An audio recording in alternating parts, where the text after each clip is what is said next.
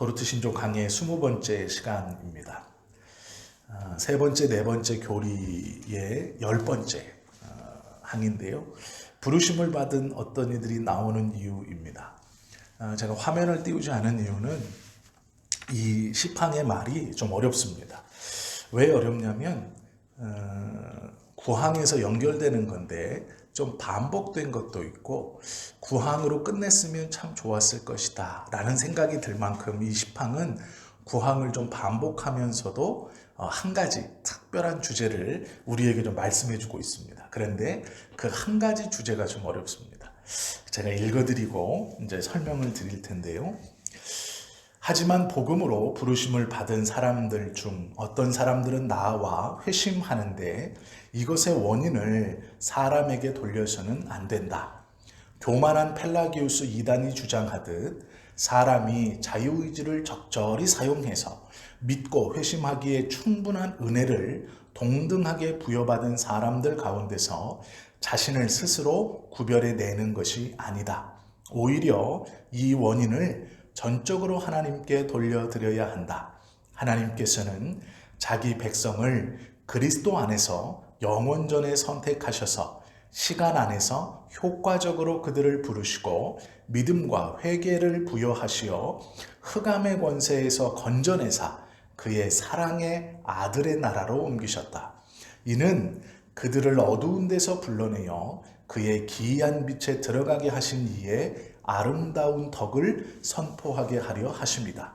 또한 이는 그들 자신을 자랑하게 함이 아니라 사도들이 여러 곳에서 증언한 바대로 주 안에서 자랑하게 하십니다.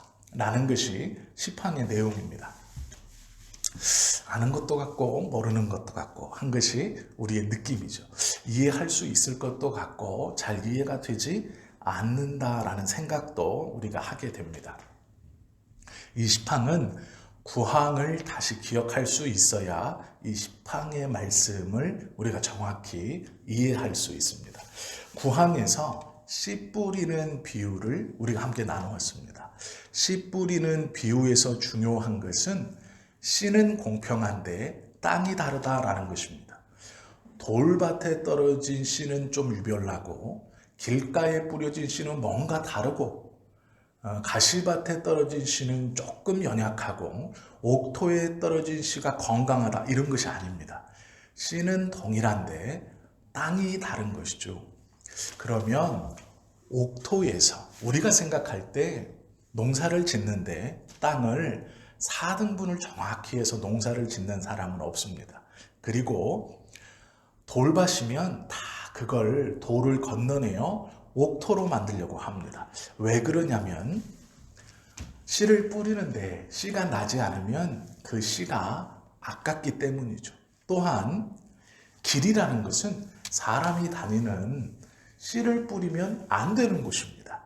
그런데 성경에서는 뭐라고 그러냐면 길가에도 뿌려졌다라고 말씀하세요. 막 뿌린 것이죠. 모든 이에게 복음이 그 땅의 상태가 어떻든 하나님의 복음의 초청이 모든 곳에 뿌려졌다라는 것입니다. 그럼 우리가 단순히 산술적으로 4분의 1은 좋은 땅이고 4분의 3은 열매 맺지 못하는 나쁜 땅인데 하나님의 말씀이 그렇게 비효율적으로 막 뿌려져도 되는가? 옥토에만 준비된 사람에게만 뿌려지면 얼마나 좋은가? 씨도 아끼고 땅도 제 역할을 할 수 있지 않은가? 이렇게 생각할 수 있습니다. 그런데 성경에서는요, 옥토에 뿌려짐에 결실을 맺을 때 30배, 60배, 100배의 결실로 일어난다. 우리에게 말씀해 주십니다. 즉, 복음의 효과적인 부르심은 하나님의 은혜 아래서 우리가 생각하는 것보다 훨씬 더 30배, 60배, 100배의 옥토에서의 수확이 나머지 땅에 뿌려진 것과는 비교할 수 없는 것을 거두어 드린다 라고 우리에게 말씀하시죠. 왜 이렇게 말씀하셨는가? 왜 씨 뿌리는 비유를 우리에게 알게 하시고 또 옥토에서 나는 것이 30배, 60배, 100배의 결실로 거둬진다 라고 말씀하셨는가? 그것을 가만히 들여다보면 씨는 복음의 초청이고 땅은 우리들입니다. 그리고 그 땅을 개간하시고 옥토로 준비케 하시는 것은 우리가 우리의 성실함이나 우리의 사람됨이 아니라 성령님의 개간 때문입니다. 농부가 열심히 땅을 개간하는 것은 그 땅의 상태, 그 땅의 어떠함이 아니고 그의 농사, 그리고 그가 스스로 부지런하여 그 땅을 갈아 엎어주기 때문에 그 땅은 옥토가 되는 것입니다. 사람이 지나다니지 않아도 농부가 개간시키지 않으면 땅은 옥토로 바뀌지 않습니다. 우리가 심성이 착한 사람이고 성격이 얌전한 사람이라고 복음을 받아들이지는 않습니다. 성령께서 그의 마음을 주관해 주셔야 그 마음밭이 옥토로 바뀐다라는 것을 기억해야 합니다. 왜 제가 이 말씀을 드리냐면 오늘 시황을 이해하려면 복음 사역의 양상, 복음을 거절하는 사람과 복음을 받아들이는 사람의 차이, 이 차이는 결국 하나님의 일방적인 선택과 은혜 아래서 성령이 하나님의 기뻐하심의 뜻 안에서 그의 마음을 경작해 주셔야 된다라는 것이 결론이기 때문에 그렇습니다. 신앙의 선배들은 복음을 받아들이지 않는 책임이 누구에게 있는가라고 물을 때 그것은 사람에게 있다 이렇게 대답했습니다.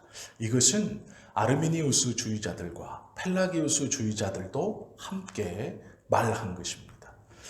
복음을 받아들이지 않는 것이 하나님께 있느냐? 그렇지 않다. 그의 책임은 사람에게 있다. 그러나 우리의 믿음의 선조들이 신앙으로 고백했던 이 하나님의 일방적인 은혜, 구원의 은총에 있어서 아르미니우스 주의자들과 펠라기우스 이단과 다른 것은 그들은 사람이 자유의지를 잘 사용하면 하나님께서 그 잘 사용하는 것을 통해 그들에게 복음의 보편적 부르심으로 이 특별한 은혜 아래 들어올 수 있다 이렇게 생각했습니다. 말이 어렵다고 생각하실 수 있는데요. 어렵지 않습니다. 하나님께서 사람 안에 주신 그 작은 불을 잘 활용해서 그 불의 역할을 잘하면 하나님이 얘는 내가 씨를 뿌려도 그 씨를 잘 받아 싹이나 열매를 맺을 좋은 땅이구나. 그러니 얘는 구원시켜 줘야 되겠다. 이렇게 하신다는 거예요. 성경은 그것이 아니라고 진작에 말씀하고 있다라는 것이죠.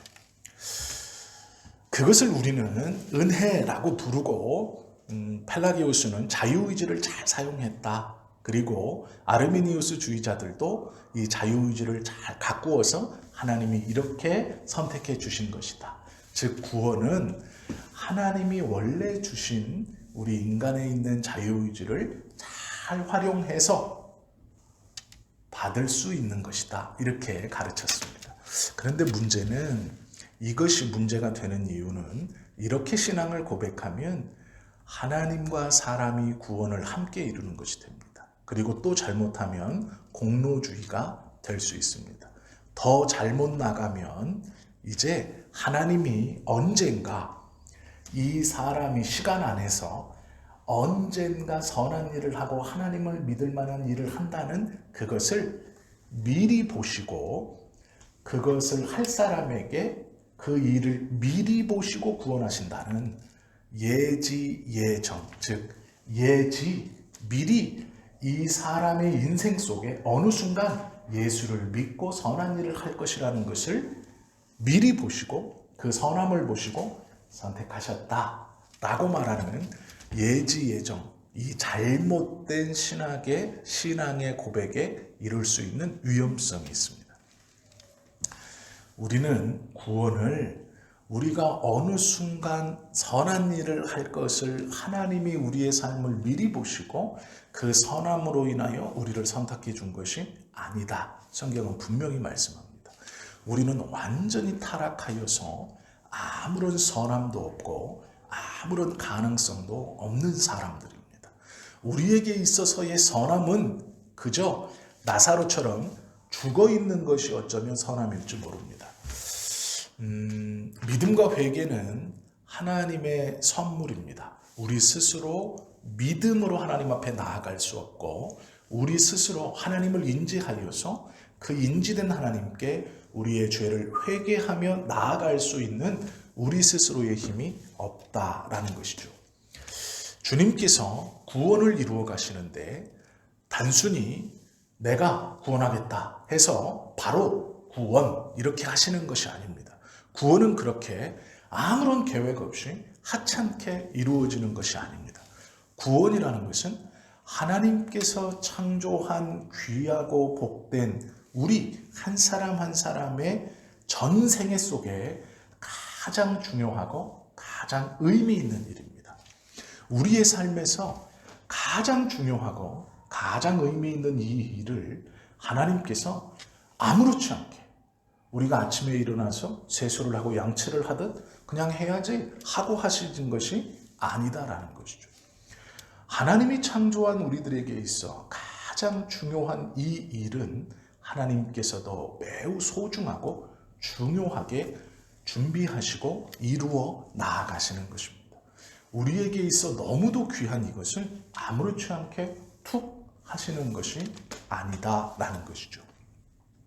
오늘 우리가 읽은 로마서 8장 30절에 보면 미리 정하신 우리를 부르시고 부르신 우리를 또한 의롭다 하시고 의롭다 하신 우리를 또한 영화롭게 하셨느니라 이렇게 읽어도 됩니다. 그리고 부르시고 의롭게 하시고 영화롭게 하시는 데 있어서 하나님께서 부르심도 의롭게 하심도 영화롭게 하심도 하나님의 사역입니다. 우리가 무엇인가 끼어들 틈이 없는 것이고 끼어들 자격도 끼어들 자각도 하지 못하는 것입니다. 그러므로 이 구원은 하나님의 일방적인 은혜이고 무조건적인 선택입니다. 우리가 왜 구원을 받았는가? 그것은 하나님의 기뻐하시는 뜻, 그것이 아니면 설명되어지지 않습니다. 내가 남보다 더 좋고 나은 사람이라는 것이 절대로 아니다라는 것이죠. 이 구원에 있어서 오늘 우리가 봐야 할, 그러면 어떤 사람은 왜 구원받지 못하느냐? 마태복음 22장 14절에 보면 이런 말씀이 있습니다. 청함을 받은 자는 많되, 이해가 되시죠? 청함을 받은 자는 많되 오라 하심을 받은 자는 많대요. 그런데 그 뒤에 말씀이 있습니다. 택함을 입은 자는 적으니라 라는 말씀이에요. 즉 오라고 부르신 사람은 많은데 택함을 받은 사람은 적다라는 것이 마태복음 22장 14절의 말씀이에요. 오라 하셨는데 들어온 사람이 적다라는 거예요. 우리 생각에는 하나님이 누군가를 부르시면 그는 무조건 올 것 같아요. 그러나 그렇지 않습니다. 우리가 이 땅에 살면서 감당해야 하는 보편적 구원의 선포, 이것은 우리의 사명입니다. 이것을 우리가 열심히 감당할 때 하나님의 구원의 복음은 모든 이에게, 많은 이에게, 불특정 다수에게 퍼지게 되어 있고 전해지게 되어 있습니다. 이것은 우리의 사명입니다. 예수 믿는 자가 분명히 해나갈 우리의 일입니다. 그래서 너는 때를 얻든지 못 얻든지 말씀을 전해야 하고 전도하기를 힘써야 합니다. 우리가 해야 되는 일이에요. 그러면 이 복음의 보편적 확산과 선포, 이것이 우리의 일이라면 우리는 이것을 열심히 감당함으로 하나님의 기뻐하시는 뜻이 무엇인지 깨닫고 순종하는 것이 됩니다. 그런데 놀라운 것은 그 복음의 보편적 확산을 통해서 모든 자가 구원받는 것이 아니라 택함을 받은 자들이 적다라고 말씀하고 있다라는 것이죠. 우리가 어느 상태에서 택함을 받았느냐? 두 가지 상태가 있습니다. 하나는 나사로입니다. 나사로가 보여주는 예인데요. 이야기를 다 아시지만 제가 다시 한번 들려드리겠습니다. 나사로라는 남성이 있었습니다. 이 남성이 평소에 누이 둘과 함께 한 집에서 살고 있었습니다. 그런데 형편이 좀 괜찮았던 것 같습니다. 나사로의 누이들이 등장하고 이 나사로의 이야기에서 나사로의 부모는 등장하지 않습니다. 그러면 한 집에 나사로라는 남성과 누이가 2명 등장합니다. 성경에서 누이는 여자 윗사람, 즉 누나일 수도 있고 여성인 아랫사람, 즉 여동생일 수도 있습니다. 누이라고 할 때 그게 위인지 아래인지는 모릅니다. 왜 그러냐면 히브리어 자체에 여성이 남성보다 높을 수가 없기 때문에 여성은 이 최고격이 없습니다. 그래서 동생인지 아니면 같은 나이인지 위에인지라는 구별은 없습니다. 그냥 여성이면 그냥 누이 이렇게 불렀습니다. 마르다가 주인공이 아니니까 어느 날 이 나사로가 죽음을 맞이합니다. 그때 누이들이 예수님께 사람을 보내서 죽은 우리의 동생을 살려달라, 죽었다라는 소식을 전합니다. 그때 예수님께서 그 집에 와서 나사로에게 나사로야 나오라 명하셨습니다. 그런데 이미 장사가 끝나고 사흘이나 무덤 안에 들어가 있던 나사로였습니다. 죽은 것이죠. 예수님께서 그 죽은 나사로, 이제 사흘이면 시체가 부패되어서 내장의 연약한 부분들은 썩어 들어가기 시작할 시간입니다. 그 죽은 나사로에게 나오라 명하셨습니다. 이 부패의 덩어리가 예수님의 음성을 듣고 무덤 밖으로 나왔습니다. 어떻게 그럴 수 있었는가? 나사로는 죽었는데 나사로가 원래 죽은 것이 아니라 그 안에서 죽은 척하고 있다가 음성이 들리니까 이제 나가야지 한 것이 아닙니다. 죽었습니다. 그러면 나사로가 어떻게 올 수 있었는가? 예수님의 부르심입니다.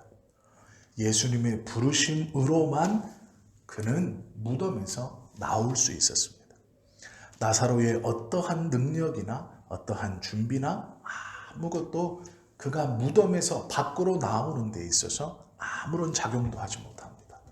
오롯하게 예수님께서 시체를 향해 불러내시니 그가 나올 수 있었다라는 것입니다. 우리에게 구원은 이것과 같습니다. 먼저 우리는 나사로처럼 죽은 자입니다. 성경은 우리를 아름답게 표현해 주지 않습니다. 성경은 우리를 어떠한 가능성이 있는 좋은 존재로 절대로 말하지 않습니다. 성경은 우리를 적나라하게 표현합니다. 죄로 인하여 죽었다. 나사로와 같은 것이죠. 아무런 소망이, 아무런 희망이 없는 것입니다. 우리가 하나님 앞에 나올 수 있는 이유는 일방적으로 하나님의 부르심 때문입니다. 그것이 우리에게 펼쳐진 구원입니다. 그러면 우리는 그냥 나사로처럼 죽어만 있어도 어쩌면 괜찮은 상태일지 모릅니다.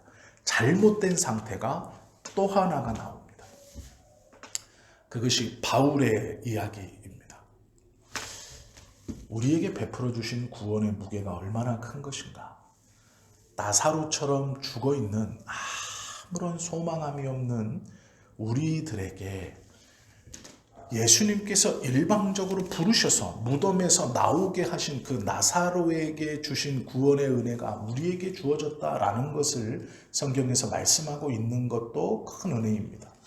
내가 죄로 이렇게 나사로와 같이 죽어있는 사람이었는데 예수님의 음성이 나사로에게 들리자 그가 무덤에서 나와 살아난 것처럼 나도 그렇게 구원받았구나. 이것도 감사한 일인데요. 하나의 죽음이 더 있습니다. 우리가 무지하다라는 것을 보여주는 대표적인 두 번째 사례가 바울입니다. 바울은 나사로처럼 가만히 있었던 사람이 아닙니다. 바울은 적극적으로 방해하고 대적했던 사람입니다. 가만히 죽어서 아무런 예수님의 나라에 대한 방해나 해코지나 거부함이 없던 나사로를 끌어내신 것도 은혜이지만 바울은 적극적으로 하나님의 나라와 원수가 되어 싸웠던 사람입니다. 예수님을 믿는 사람들을 잡아가두며 그것이 오히려 하나님의 뜻이고 영광이라고 생각하면서 하나님을 대적했던 사람입니다. 예수님께서 바울에게 나타나서 하신 말씀이 내가 대적하는 예수라 말씀하십니다. 방해하는, 적대시하는, 우리의 상태가 나사로와만 같아도 그 상태에서 불러주심도 참 감사한 일이지만 대부분 우리는 대적하던 자였습니다. 바울처럼 하나님의 공의와 하나님의 의에 대해서 대적하던 사람이었습니다. 복음을 적극적으로 거절했고 죄악을 더욱더 즐겼으며 하나님의 의와 하나님의 은혜를 거절하고 대적했던 사람입니다. 차라리 나사로처럼 아무런 것 없이 그냥 죽어 있었다면 우리는 대부분 대적하고 거스르고 죄로 인하여 그 하나님의 은혜와 투쟁하며 살았던 사람들입니다. 그런 우리를 불러주신 것이죠. 소극적으로 죽어있는 나사로처럼만 되어도 그 상태에서 우리를 불러주심도 너무나 감사한 일인데 우리는 적극적으로 대적하던 원수였습니다. 대부분이 그렇다라는 것이죠. 이 사람들에게 하나님의 은혜가 적용되어지고 그 부르심이, 그 찾아오심이 무덤에 있는 나사로에게 예수님의 목소리가 들려 그가 무덤에서 나온 것처럼 대적하던 바울에게 하늘에서 예수님의 음성이 동일하게 들려 그가 하나님에게로, 예수님에게로 나아온다라는 것이죠. 이것이 효과적인 부르심입니다. 내가 복음을, 이 선택을 하나님의 기뻐하심 안에 예수 그리스도가 우리에게 주셨다라는 것이죠. 우리는 본성상 그것을 저항하던 존재들이었습니다. 그래서 우리를 죄인이라고 부릅니다. 죽어있는 상태도 죄인이지만 적극적으로 거절하는 더 흉악한 죄인들이라는 것이죠. 복음의 부르심 앞과 뒤에 따라오는 것이 있습니다. 어느 날 하나님이 우리를 보시고 너는 구원 이렇게 하시는 것이 아니고요. 부르심이 우리에게 있기 전 우리의 그 부르심 바로 앞에 있는 것과 바로 뒤에 따라오는 것이 있습니다. 그것이 무엇이냐면 죄에 대한 확신과 부르심, 물음입니다. 이것이 무엇인가 설명을 좀 드릴게요. 씨 뿌리는 자의 비유를 보면 그 마음이 미개간된 땅을 하나님이 부셔서 옥토로 만드는 겁니다. 씨를 뿌린다라는 것을 막 뿌리는 것이 아니에요. 개간을 하신 땅에 씨가 뿌려지는 겁니다. 우리가 거룩하고 선하신 하나님께 대항하여 범죄한 것에 대한 고통을 느끼지 못할 만큼 그렇게 큰 죄에 둘러싸여 산다 했던 사람들이고 우리가 하나님의 은혜 아니고는 회개의 눈물이나 죄에 대해서 깨달음 없이 무덤덤하게 살아갔던 사람들입니다. 그런 우리들에게 이 복음이 선포되어지고 예수님의 부르심이 들려졌을 때 우리가 나아갈 수 있었던 이유는 하나님이 먼저 우리로 죄에 대한 확신을 주셨기 때문입니다. 즉 복음의 효과적인 부르심 앞에 죄에 대한 확신이 먼저 우리에게 다가왔습니다. 이것이 구원의 출발입니다. 예수가 그리스도이심을 선언하는 것 맞지만 예수가 그리스도이심이 효과적인 부르심으로 능력 가운데 나타나려면 먼저 죄에 대한 확신이 함께 있어야 합니다. 그래서 복음을 전할 때 예수 믿고 복 받으세요. 예수 믿고 건강해지세요. 교회 다녀서 뭐 하세요? 이렇게 하면 안 됩니다. 그 보편적 복음, 우리가 감당해야 하는 보편적 복음의 확산, 우리에게 주신 때를 얻든지 못 얻든지 해야 하는 그 복음에 대한 선언에 있어서 제대로 된 선언을 하려면 죄라는 것을 꼭 먼저 이야기해야 합니다. 복음이라는 것은 죄가 무엇인가를 먼저 설명할 수 있어야 됩니다.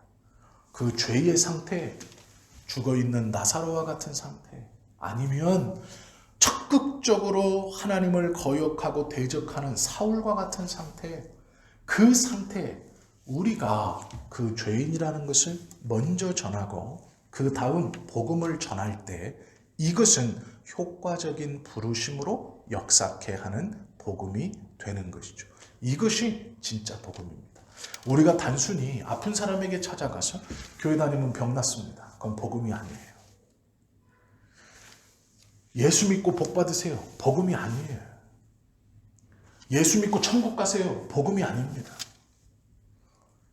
죄에 대한 확신이 그에게 먼저 일어나야 우리가 하나님의 말씀 앞에 순종하는 보편적 복음의 확산이 효과적인 부르심으로 나타나고 뿌리 내릴 수 있는 겁니다.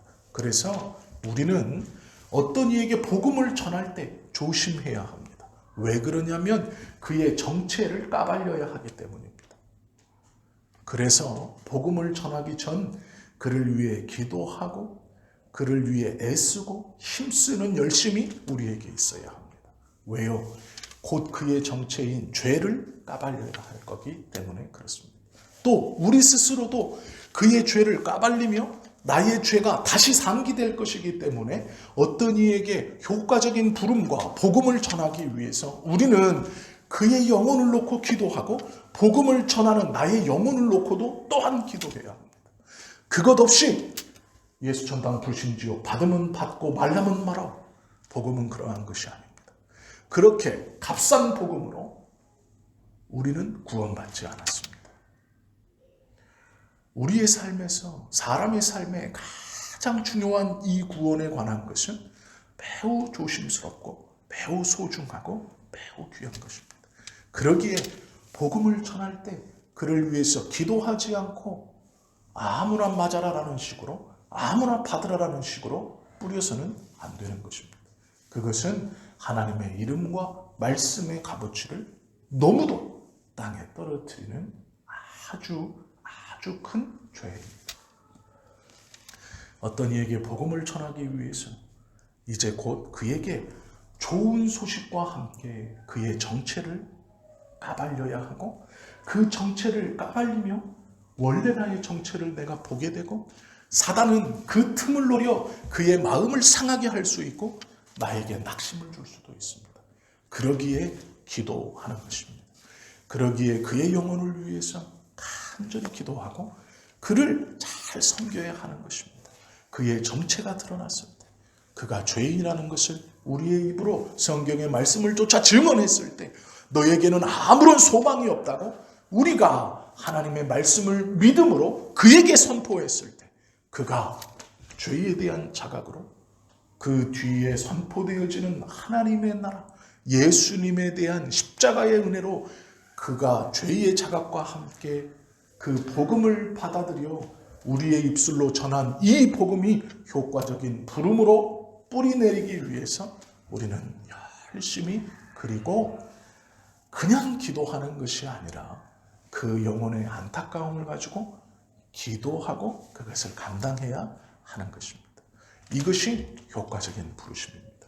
이렇게 복음을 전한다면 우리가 전하는 그 모든 사명과 복음에서 모두 다 하나님의 은혜 아래 그 영혼들을 하나님의 은혜 아래로 초청된 것뿐 아니라 들어온 자들로 하나님께서 귀한 은혜 아래 그들을 붙들어 주실 것입니다. 우리의 자녀를 위해서도 마찬가지입니다. 우리의 형제와 부모를 위해서도 마찬가지입니다. 그들을 하나님 앞에 구원시켜달라고 간절히 기도하지만 우리는 그들에게 그의 죄를 그의 본 모습을 말씀해 주지 않습니다. 그것이 복음의 출발인데 그 뒤에 나타나는 사람의 변화가 두렵기 때문에 그렇습니다. 그러나 그것까지 할 수 있어야 복음을 전하는 것입니다. 그때 그 복음은 효과적인 부르심으로 나타날 것입니다. 이렇게 효과적인 복음의 부르심을 받아 예수님 안에 변화된 구원받은 그 사람, 즉 우리들도 마찬가지로 그 사람들에게는 바울과 같은 변화가 일어납니다. 그는 예수 믿는 사람들을 죽이기 위해서 다메섹을 지나는 중이었고, 다메섹에서 하나님의 음성을 듣고 그가 가려던 길을 멈춥니다. 그리고 그는 내가 무엇을 하여야 합니까? 라고 묻습니다. 그가 예수 믿는 사람이 되어 복음을 전하러 다닐 때도 내가 예수 믿으니 이제 이 열심을 가지고 하면 되지, 그것만이 아닙니다. 그는 매 순간 복음을 전하며 하나님의 뜻에 민감케 반응하기 위해서 하나님, 내가 무엇을 하여야 합니까? 물었습니다. 그때에 가라, 가지 말라 하는 음성을 듣는 것입니다. 그때에 하나님의 인도하심을 정확하게 받는 것입니다. 복음의 효율적인 은혜로 우리가 구원을 받았다면 우리의 삶에서 매일 하나님 앞에 드려져야 하는 기도가, 하나님, 내가 이제 무엇을 하여야 합니까? 하나님, 내가 어떻게 하여야 합니까? 사무엘이 성전에서 그가 하나님의 음성을 듣고 그 음성이 하나님의 음성임을 신뢰했을 때 첫 번째 보인 반응이 말씀하시옵소서 주의 종이 여기 있습니다. 즉 들어야 한다는 것이죠. 하나님께 물어야 한다는 것입니다. 무엇 하기를 원하십니까? 그것이 구원받은 자의 기도입니다. 우리의 기도이어야 하기도 하는 것이죠. 이것이 죄에 대한 확신과 구원으로의 효과적인 부르심, 그리고 그 뒤에 오는 물음입니다. 길을 묻는 기도, 음성을 들으려는 기도. 하나님, 내가 무엇 하기를 원하십니까? 라는 것이죠. 그것이 우리의 기도가 돼야 하는 것이죠. 효과적인 부르심을 들어 하나님의 구원의 기쁨을 맛본 사람은요, 우리의 죄인, 우리의 대표자이시며 구원의 보증이시고, 또한 우리의 대리자 되시는 예수님 외에는 구원의 이름 듣기를 거절합니다. 즉, 이곳에 가면 구원이 있습니다. 저 사람이 나를 구원해 줄 겁니다. 그걸 거절합니다. 천만의 말씀이에요. 온전한 복음을 듣고 효과적인 부르심 안에 그 구원의 은혜를 받은 자는 세상에서 예수님 외에 다른 이름으로 구원을 얻겠다 하는 것들을 거절합니다. 그것이 아니라는 것을 알기 때문이죠. 그것을 통해 나에게 참된 기쁨과 감사와 평안이 일어나지 않는다는 것을 알기 때문에 그는 거절합니다. 어떠한 사람으로 인해서 일어나는 것, 그것을 거절하고, 어떠한 현상과 어떠한 문화적인 그런 것들을 거절합니다. 온전한 복음을 받아들인 사람은 오직 나의 구원자이시며 나의 대표자이시고 나의 대리자이시며 나의 구원의 보증이신 예수 그리스도의 이름으로만 일어나는 그 기쁨과 감사와 구원의 확신으로 인하여 다른 이름을 거절하게 되어 있습니다. 눈을 돌리지 않습니다. 그곳에 귀를 기울이지 않습니다. 저 사람이 아니에요. 그것을 거절합니다. 그럴 수 없다는 것을 알고 있기 때문이죠. 이것이 진짜 복음 안에 효과적인 부르심을 받은 사람들이 보이는 반응입니다. 예수 그리스도 외에 다른 구원의 이름을 거절하는 것이죠. 그것은 참 기쁨이 아니고 참 구원이 아니라는 것을 이미 알고 있기에 적나라하게 나의 모습을 까발려 너는 죄인으로 나사로와 같이 죽었다. 아니, 사울처럼 하나님의 뜻을 대적하던 하나님과 원수 중의 원수였다. 그런 너를 부르신 예수 그리스도의 그 죽으심의 순종은 우리에게 효과적인 구원의 부르심으로 들어올 때 그 들어오며 사망의 권세를 몰아내 우리에게 일어나는 그 기쁨과 감사를 맛본 자는 다른 이름을 거절하게 되어 있다라는 것이죠. 그때에 우리가 30절에 이 고백을 하는 겁니다. 바울처럼. 또 미리 정하신 나를 부르시고 부르신 나를 의롭게 하시고 의롭다 하신 나를 영화롭게 하십니다. 라고 고백할 수 있는 것이죠. 이것이 우리가 믿고 고백하는 하나님의 구원의 은혜입니다. 에베소서 4장 1절에 보면 에베소 교회의 바울이요 이렇게 권면합니다. 너희가 부르심을 받은 일에 합당하게 행하라. 그러면 뭘 행하라는 걸까요? 부르심을 제대로 받았다면 합당한 일을 해라. 그게 뭘까요? 하나님 말씀해 주십시오. 하나님, 제가 무엇을 해야 할까요? 그러면 하나님이 무엇을 하라 그럴까요? 너무도 간단하죠. 하나님을 사랑하고 이웃을 사랑하는 것.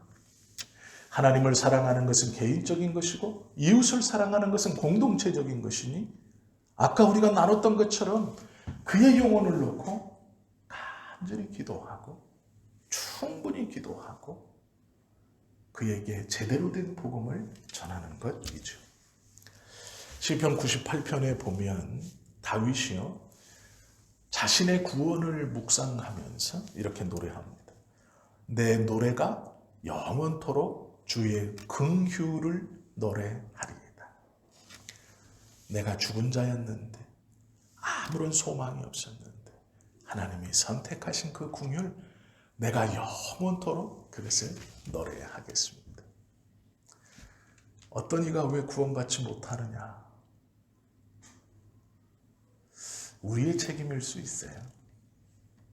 우리가 그렇게 소중하게 기도하지 않았고 아무나 받아라. 하나님이 선택하시겠지. 나는 뿌리는 것뿐이니 예수 믿고 천국 가세요. 예수 믿고 건강해지세요. 그 복음 같지도 않은 복음을 전하면서 변화되면 좋고 아니어도 뭐 할 수 없고 그랬기 때문이 아닌가. 그렇게 할 수 있는 건요. 내가 받은 구원이 값싸기 때문이에요. 내가 받은 구원이 무게가 없기 때문이에요. 내 삶에서 그냥 여러 가지 가지고 있는 액세서리나 스펙 중 하나라고 생각하기 때문이에요.